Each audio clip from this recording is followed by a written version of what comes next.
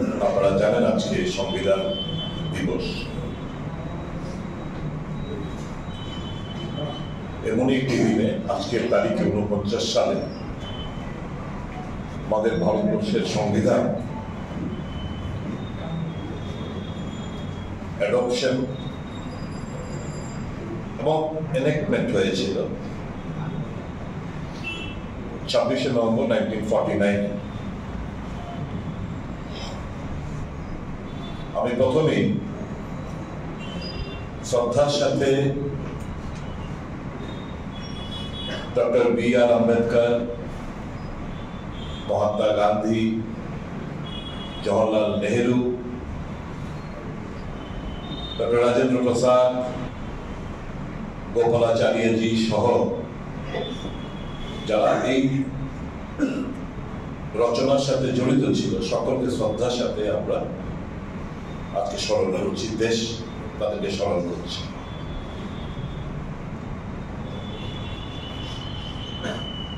ছাব্বিশে জানুয়ারি 1950 সালে এই সংবিধান, প্রথম দুটো ডেট 26 নভেম্বর 1949, এটা গৃহীত হয়েছে আর এটা কেম ইনটু এফেক্ট হয়েছে 26শে জানুয়ারি 1950 এবং সেদিনেই ভারতবর্ষকে রিপাবলিক অফ ইন্ডিয়া হিসেবে ঘোষণা দেওয়া হয়। কারণ উইথাউট এ কনস্টিটিউশন, সংবিধান ছাড়া একটা দেশকে রিপাবলিক অফ ইন্ডিয়া কিংবা রিপাবলিক অফ অমুক বলা যায় না। এটা যখন যেদিন এটাকে এফেক্ট এলো সেদিন থেকেই ভারতবর্ষ একটা রিপাবলিক অফ ইন্ডিয়া হিসেবে স্বীকৃতি অর্জন করে লাভ করে। দুটো দিনের মহত্ব একই। 26 নভেম্বর 1949 অ্যাডপশন এন্ড এনেক্টমেন্ট হয়েছিল, আর 26th of January 1950 it came into effect. প্রায় এই যাদের ছবি আজকে আপনারা দেখছেন, যাদের নাম স্মরণ করলাম, 2 বছর 11 মাস 18 দিন সময় নিলেন সর্ববৃহৎ একটা কনস্টিটিউশন উপহার দিতে দেশবাসী, যার মধ্যে ওই সময় 395টি আর্টিকেল ছিল। একটা সংবিধানে বিভিন্ন অধ্যায় রয়েছে, আর্টিকেল রয়েছে, শিডিউল রয়েছে, পার্টস রয়েছে। 395টি আর্টিকেল,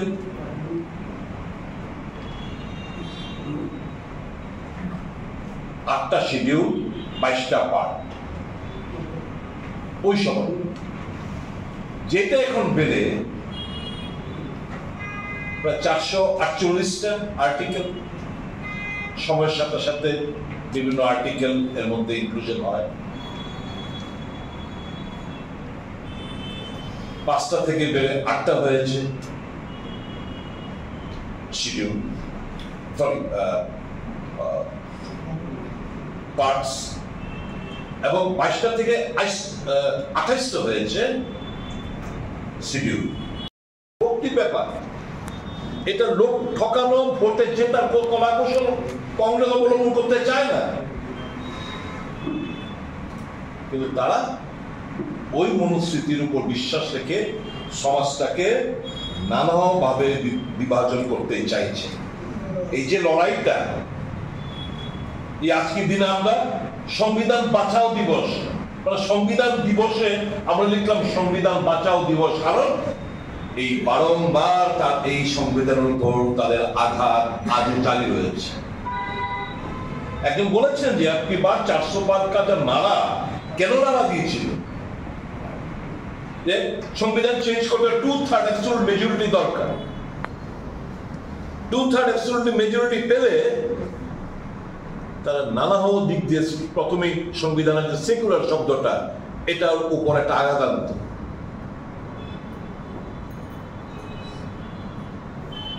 এখানে আজান দেওয়া বন্ধ হতো।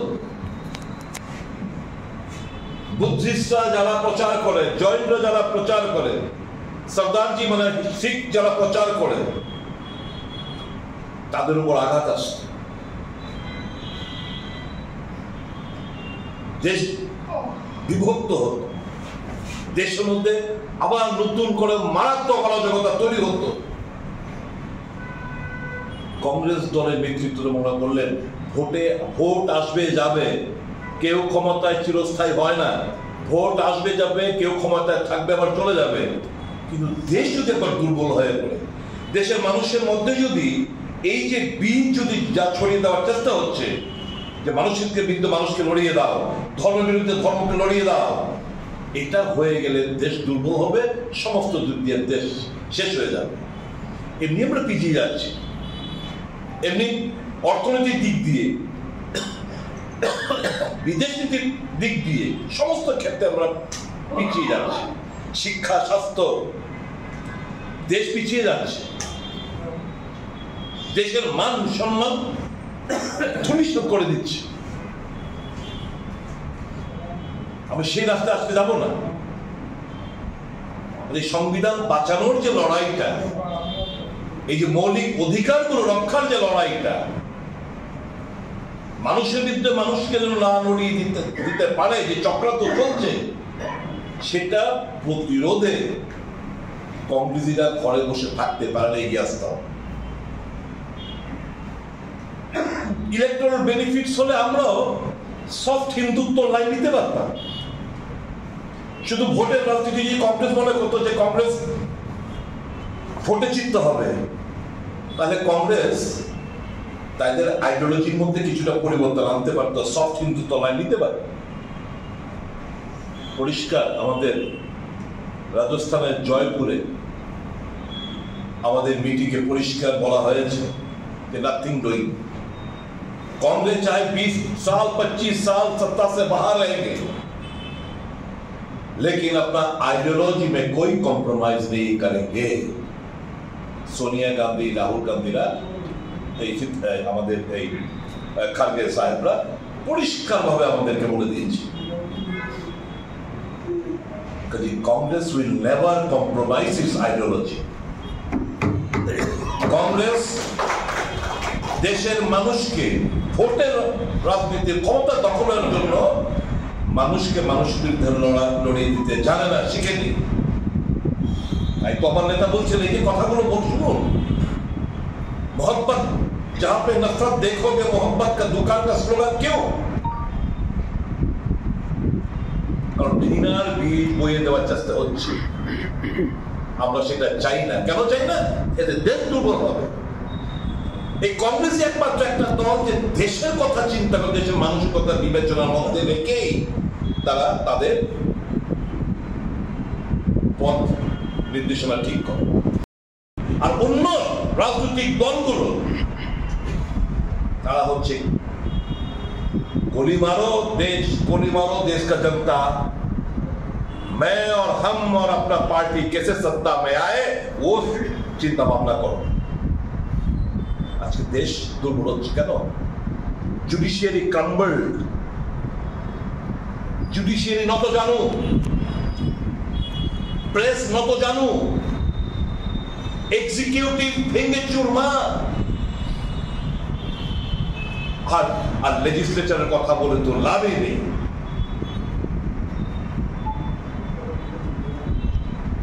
দেশটা এই যে এত কিছু অন্যায়, সংবিধান থাকা সত্ত্বেও কেউ কথা বলতে পারবে না, কেউ মত প্রকাশ করতে পারবে না, জেলে পুরে দিবে বিনা বিচারে।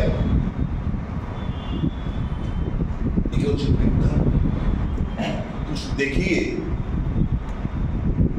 তারা নানা দিক দিয়ে প্রেশার ক্রিয়েট করে এই আমাদের ফরেন পলিসি কথা বললাম, কেন বললাম? এই যে পেগাসাস, এই যে দীর্ঘদিনের যে কথা বা দীর্ঘদিনের যে আমাদের ফরেন পলিসি প্যালেস্টাইনের পক্ষে, কংগ্রেস গভর্নমেন্ট, নন কংগ্রেস গভর্নমেন্ট, অটল বিহারী বাজপেয়ী গভর্নমেন্ট, মনমোহন সিং এর গভর্নমেন্ট, স্বাধীনতার পর থেকে কেন হঠাৎ করে চেঞ্জ হলো? চেঞ্জ হলে এই কারণ ওই পেগাসাসের আমদানি করে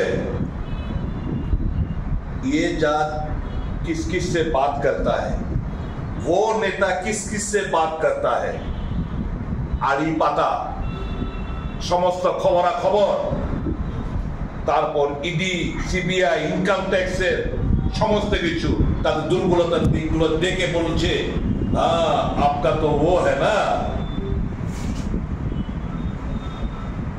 ऑर्डर दो, अमुक कैसे अमुक ऑर्डर चाहिए,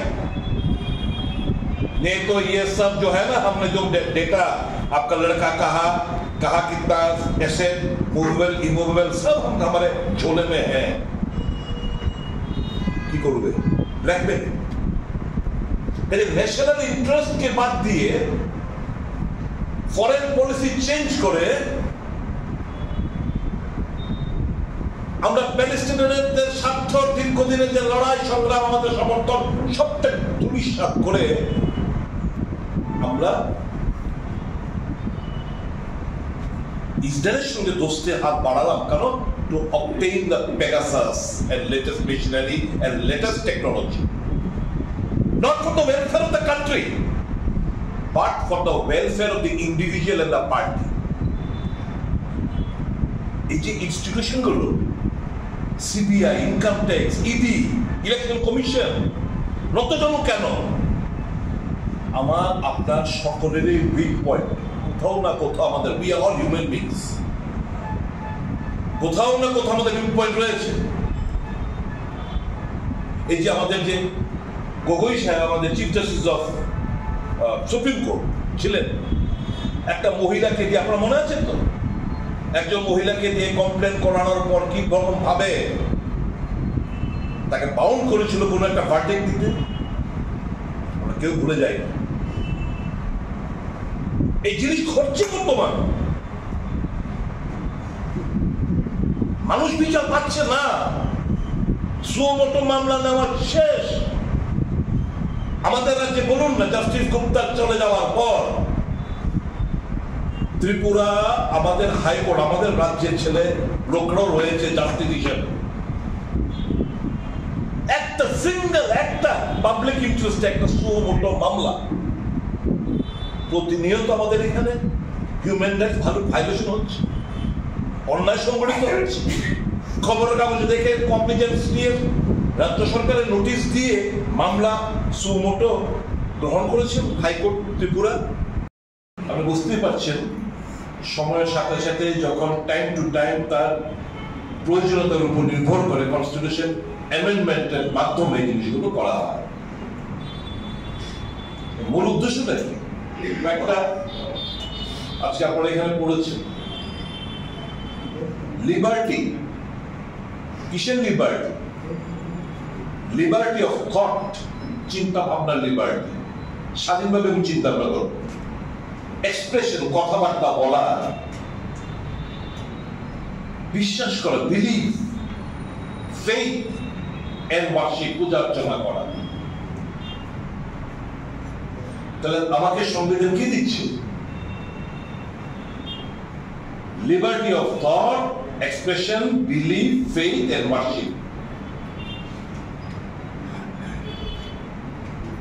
আর কি দিচ্ছে? জাস্টিস, ন্যায়। কিসের ন্যায় দিচ্ছে? সোশিয়াল, সামাজিক, রাজনৈতিক, অর্থনৈতিক। কিসের ন্যায়? তাহলে তিনটা ন্যায়: justice, social, economic and political. Liberty of thought, expression, believe, faith and worship. Equality, সামান্যতা। Equality of status. ফ্র্যাটার্নিটি দিচ্ছে, আমার dignity of individual. individually and the unity and integrity of the nation. কিন্তু আজকে এই ঐতিহাসিক দিনে কংগ্রেস দল সংবিধানের উপর যারা বারংবার আক্রমণ আনার চেষ্টা হচ্ছে, যারা মনুস্মৃতিতে বিশ্বাসী, মনুস্মৃতিটা কি?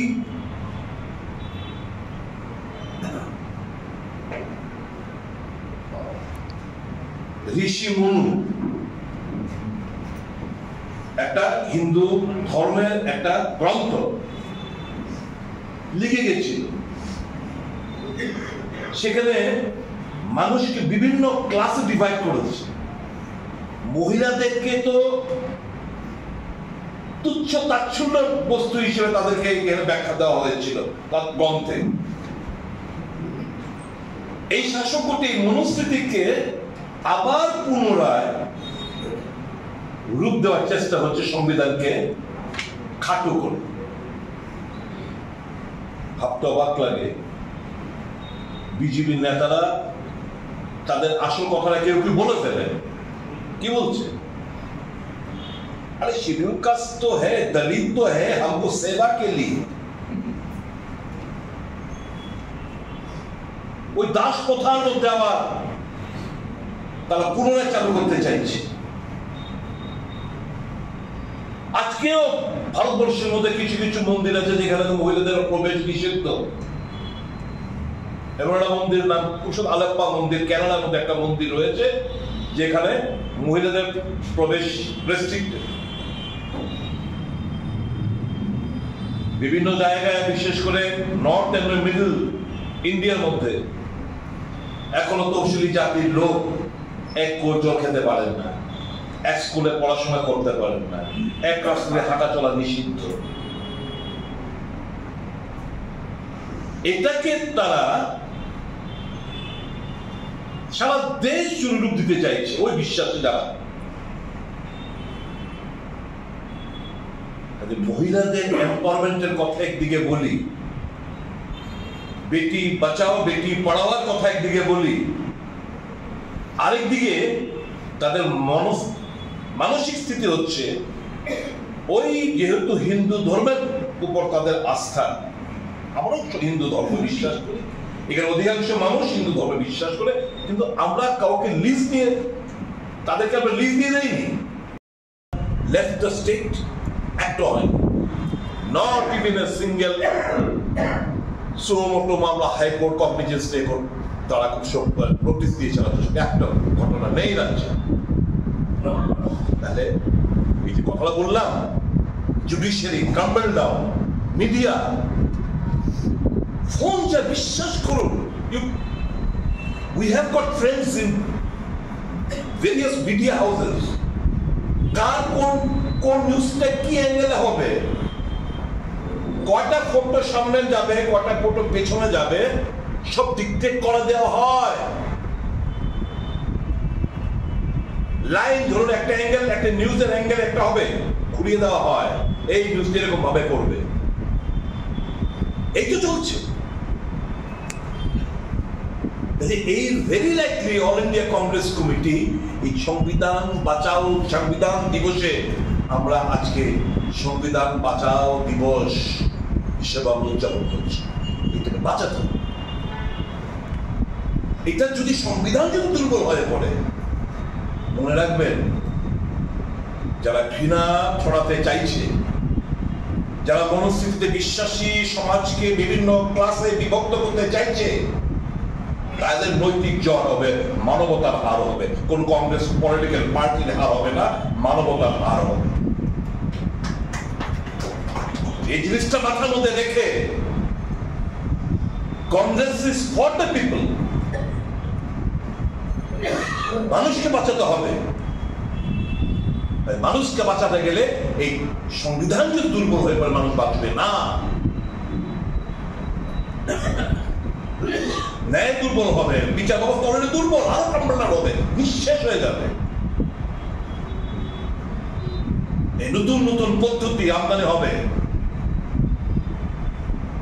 বিহারের লোক এক কথা বলছে, বিহারের জনতা এক কথা বলছে, রেজাল্ট আরেক রকম বেরোচ্ছে। Why? Unholy nexus. দেখুন election commission of Indian family, তার ছেলে মেয়ে কোথায় কি পোস্টিং সম্পূর্ণ দেখুন, কিভাবে তাকে ইউজ করা হচ্ছে। নিশ্চয়ই তার দুর্বলতা রয়েছে ওই প্যাগাসাসের মাধ্যমে।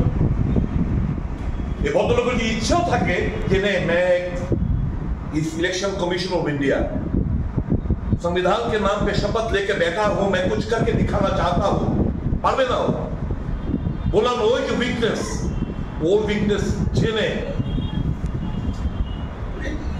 ताकि प्रेशर क्रिएट कुछ नहीं तो ये करो, नहीं तो हम बर्बाद कर देगा तुमको, तुम्हारा परिवार। यही तो चलते देश जुड़े।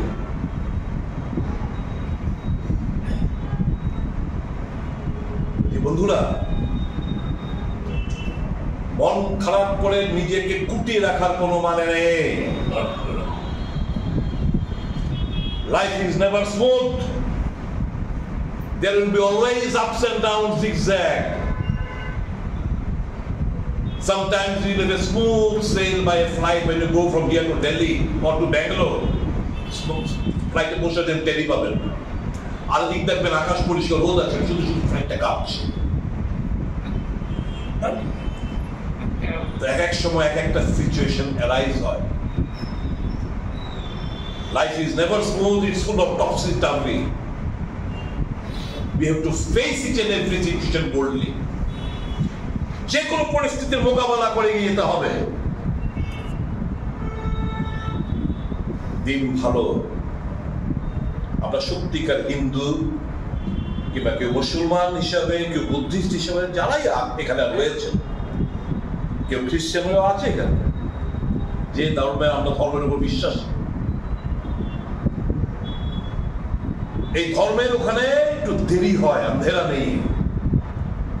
At the end of the day, सत्य का हमेशा जीत होता है। थोड़ा देर से होता है लेकिन जरूर सत्य का जीत होता है। और हम सब लोग सत्य के राह पे चलने वाले लोग हैं। আমরা যারা এখানে রয়েছি সবাই সত্যের পথে আমরা হাঁটছি। আর রাজনীতিতে সত্য একটাই, সত্যের একটাই, उसका नाम है कांग्रेस, उसका नाम है राहुल गांधी। नो अहंकार, सीधा साधा भोला भाला। आज के तारीख बच्चे सामने क्या होने वाला है, जो बंदा बता सकता है, देश का इकोनॉमी चाहे हो, फॉरेन पॉलिसी चाहे हो, देश का युवा का हो, जो बंदा आज से 1 साल 1.5 साल पहले का फोकस कर लेता है, वो सच होकर उभर के आता है, उसको आप क्या कहलाओगे? एक visionary leader? We are having a visionary leader. किंतु ताकि वही मीडिया को दी मीडिया তার বিরুদ্ধে কুৎসা মিথ্যা অপপ্রচার করে তার ইমেজটাকে টার্নিশ করার চেষ্টা হচ্ছে, জারি রেখেছে। এই জায়গায় আমাদের সামাজিক মাধ্যমের সহায়তা নিয়ে কংগ্রেস দল এবং কংগ্রেস দলের নেতাদের প্রত্যেকটি চিন্তা ভাবনা, কথা বার্তা প্রত্যেকটি মহল্লায় ঘরে ঘরে আমাদের পৌঁছতে হবে। একটু পরিশ্রম করুন বন্ধুরা। এই রাজ্যে এবং দিল্লি কেন্দ্রে আগামী দিন কংগ্রেস, কারণ আগামী দিন কংগ্রেস লিখে রাখুন, আজকে তারিখে লিখে রাখবেন, আজকের এই ঐতিহাসিক দিন এই রাজ্যে এবং ভবিষ্যতে এই দিল্লিতে কেন্দ্রে কংগ্রেস ছাড়া দেশের মানুষের নাবিশ্বাস উঠেছে। দেশের মানুষ চাইছে কংগ্রেসকে, এবং কংগ্রেস দেখিয়ে দেবে আগামী দিনগুলো কিভাবে ঘুরে দাঁড়াতে হয়। আজকে ঐতিহাসিক দিনের চরম শপথ নিয়েছেন আপনারা। বেরিয়ে পড়ি ঘর থেকে, এই সংবিধানকে বাঁচানোর লড়াই আমরা বেরিয়ে পড়ি, মানুষের কাছে তুলে ধরে সত্য কথাগুলো, যে কেন আজকে দেশের এই উন্নতির জায়গায় দেশের প্রত্যেকটি মানুষ আজকে ঋণগ্রস্ত, দেশের অর্থনীতি বিপর্যস্ত। দেশের ফরেন পলিসি কমপ্লিটলি ফেলিওর। এই কথাগুলো চলুন আমরা বলি এবং জনমত গঠন করি। সর্বোপরি আবারও আজকের এই দিনে সকলকে শুভেচ্ছা জানিয়ে সংবিধান বুকে আগলে রাখা কসম নিয়ে আগামী দিন যোদ্ধা লড়াই সংগ্রাম সামিল হওয়ার জন্য আবেদন রেখে আমি আমার আলোচনা শেষ করছি। জয়